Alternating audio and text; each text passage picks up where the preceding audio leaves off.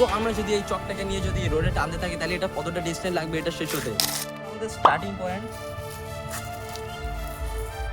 ঠিক আছে, এই অনেকটা শেষ হয়ে গেছে। এবার আস্তে আস্তে আস্তে আস্তে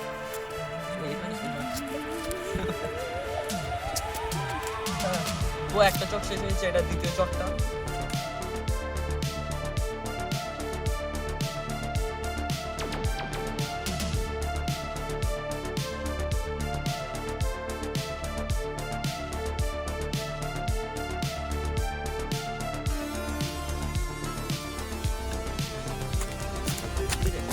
তো আমাদের এটা পুরো টানা হয়ে গেছে। আর এটাকে আমাদের মাপার জন্য শুধু একটা স্কেল আছে, ঠিক আছে, এটা আমরা মেপে দেবো যে কত সেন্টিমিটার হয়েছে।